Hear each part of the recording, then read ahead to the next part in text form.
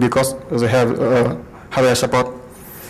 So to control a lot of different virtual machines like this, people come up with a framework named libvirt, which is open source and supported by many organizations, many companies in industry. And libvirt provides a framework. So using libvirt, you can access to all kind of virtual machine. And actually, libvirt is virtual machine independent. And so far, libvirt supports Xen, KVM, QEMU, VirtualBox, VMware. And inside libvirt, they also include a toolkit to manage their own kind of virtual machine. So you can see that recently, libvirt become a de facto method to manage the virtual machine, which is included in many Linux distribution now. So you can see that on the screen. libvirt is kind of a framework, and libvirt can be used to manage many kind of virtual machine, Xen, KVM, QEMU, VirtualBox, VMware. And on top of libvirt, you can build your application, which use libvirt to access to and to manage all those virtual machines.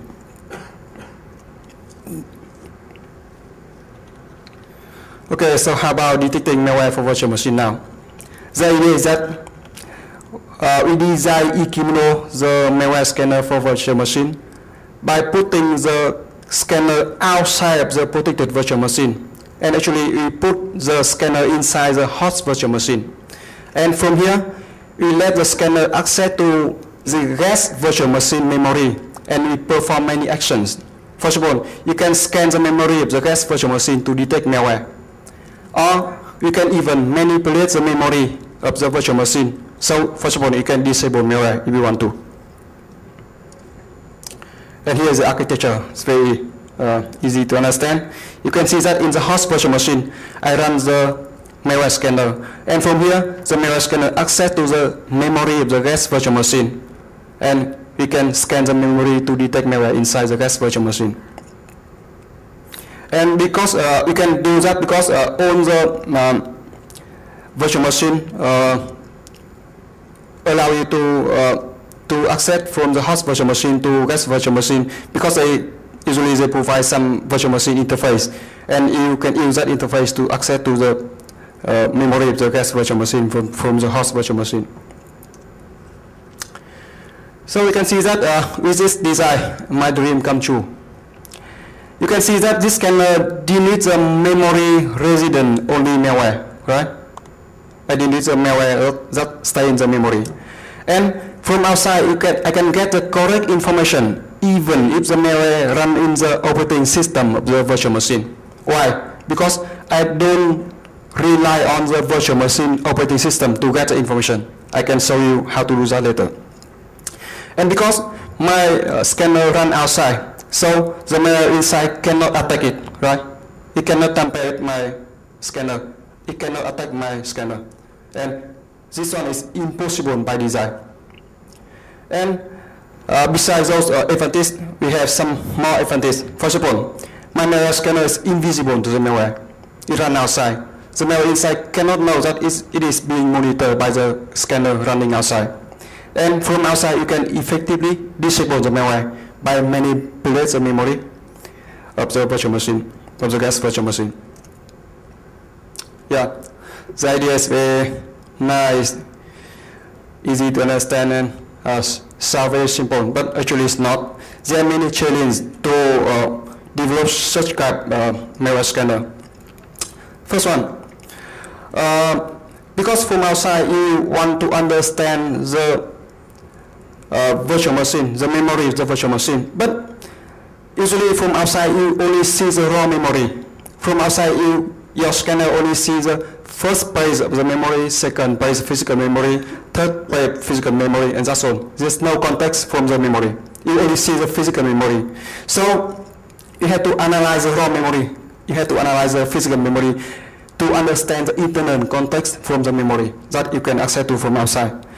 And because from inside, first of all, you want to locate and you want to access to many system objects inside the memory. First of all, you want to access to the memory that contains the kernel module. You want to access to the memory that contains the process. and many things like that. But all those things are represented in the virtual memory, not in physical memory. And from outside, you only see the physical memory. So the first challenge is that you have to understand the virtual memory. And you know that you only have access to physical memory. And the second part, after you can understand the virtual memory, you have to access to the virtual memory, and you have to get the OS semantics object from the virtual memory of the virtual machine. And of course, this part you need to have very good understanding on the operating system of the virtual machine.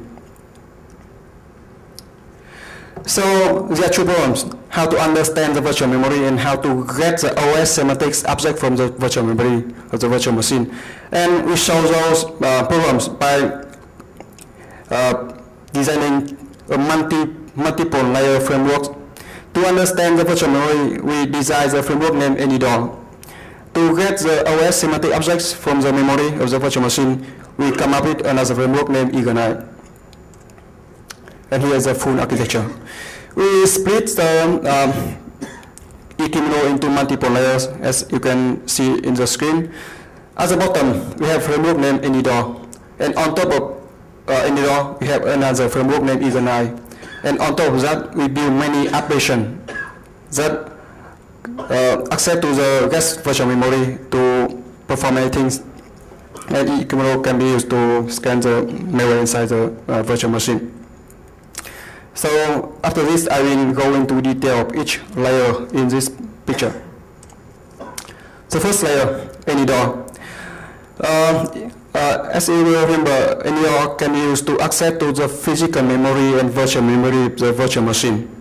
And you can see that we build to support all kind of virtual machine available. We build very flexible design, and each virtual we design a kind of interface like it's kind of a plugin interface, and each virtual machine can be supported as a plugin. So you can see that we provide a plugin interface for all kind of virtual machine, and first of all, to support Zen virtual machine, you have plugin for Zen. To support virtual machine which is supported by libvirt, we have a libvirt interface, and to support virtual machine from VMware, we have a VMware interface, VMware plugin. And you can see that in this framework, the middle layer is here to convert from the virtual memory to physical memory, and after that, it uses a below plugin to access to the physical memory. And actually, AnyDoor is designed to work with all kind of operating system, but we still want to take the advantage of some knowledge we know about some specific OS to speed up the converting process from virtual OS to physical OS. So we have some optimization and enhancement for some particular OS like Linux and Windows.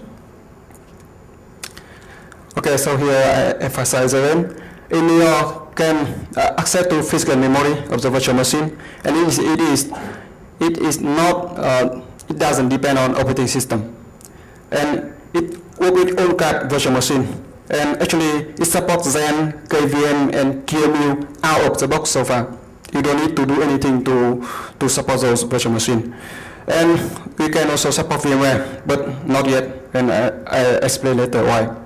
And AnyDoor gives you access to virtual memory, and actually it plays a kind of role of memory management unit, as in the MMU unit in the physical system, and it's kind of software-based MMU to convert from virtual OS to physical OS, and it understands all kind of memory mode available in Intel architecture now. And this framework also provides access to the register of the virtual machine.